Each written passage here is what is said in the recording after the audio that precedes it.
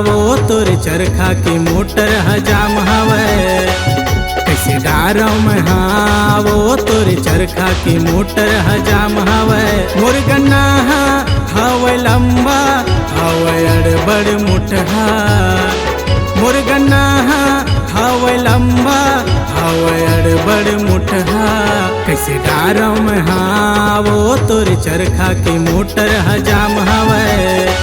कैसे गारव में हाँ वो तोर चरखा की मोटर हजाम हवे।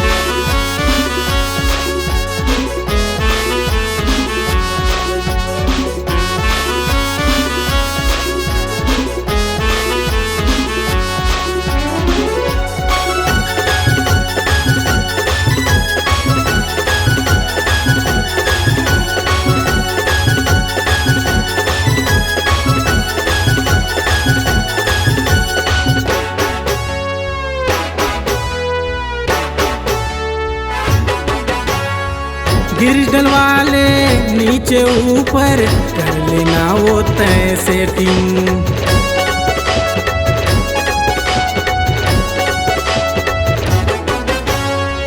गिर डलवाले नीचे ऊपर कर लेना वो तय सेटिंग।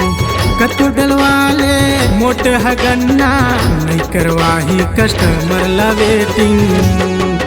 कैसे गारव में हाँ वो तोर चरखा की मोटर हजाम हवे।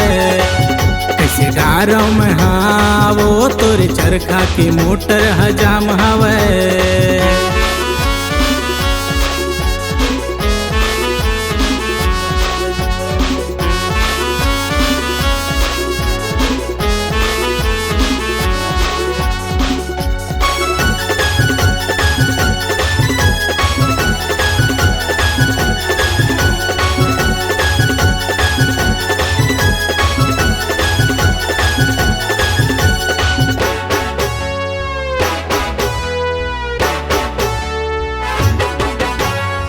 तोर मशीन हवे ढीला नट बुलट लाना थोकिन।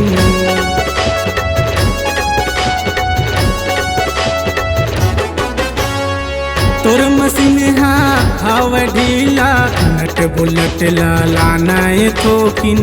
मोर कसेले हिल नहीं जान पाना लाना गौकिन। कैसे गारव में हाँ वो तोर चरखा की मोटर हजाम हवे। कैसे गारव में हाँ वो तोर चरखा की मोटर हजाम हवे। मोर गन्ना हवे लंबा हवे अड़बड़ मुठहा। मोर गन्ना हवे लंबा हवे अड़बड़ मुठहा। कैसे गारव में हाँ वो तोर चरखा की मोटर हजाम हवे।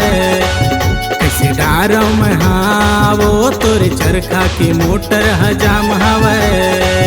कैसे गारव में हाँ वो तोर चरखा की मोटर हजाम हवे।